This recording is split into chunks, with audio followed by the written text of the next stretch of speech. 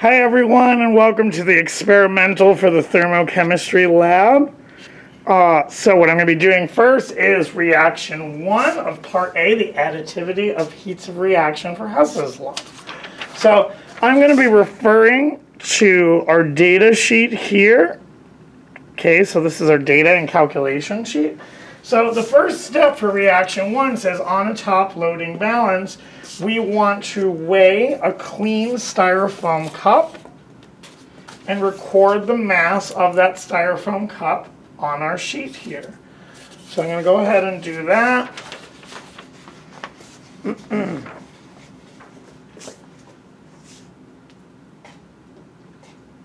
So each of these cups you're going to see, you're going to have numbers on them. So I have number 1 with me right here, 2 and 3, and make sure to stay consistent because these styrofoam cups will not weigh the same. So the mass of my cup, this is 1.64 grams that I'm reading here on the top loading balance. And as you can see, I've entered that there. So moving forward, what we're going to do is now put my cup into my setup here. So this is going to be reaction 1, okay? And for the steps here, what they want us to do is pour 100 milliliters of distilled water into here. So this is essentially getting the reaction set up and set for equilibrium as we do this because we want our temperature to stabilize. So they request that we do 100 milliliters with the graduated cylinder into our cup. So I'm going to do that now.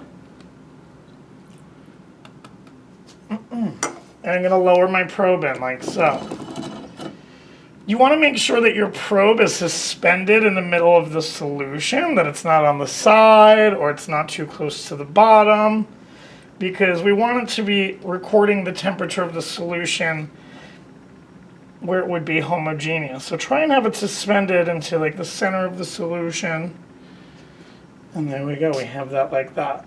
So we'll see the temperature, it'll take a bit to fluctuate, so you'd wait a little bit until we stop seeing that changing, okay?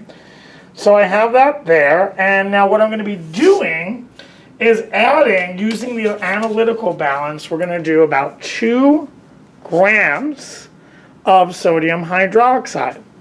Now, here, you can see here mass of my sodium hydroxide. What I'm going to do is just weigh out about 2 grams on a paper, in a paper weighing cup, and then that will be transferred into my solution right as I'm about to go. So what I'll do now, and I don't see it fluctuating so much, which is good, I'm going to go ahead and weigh my sodium hydroxide. So again, this is for reaction 1, and I'm on step 3, using the analytical balance. I'm going to weigh about 2 grams of sodium hydroxide. So instead of fiddling with the camera, I'm just going to do this off screen again on the analytical.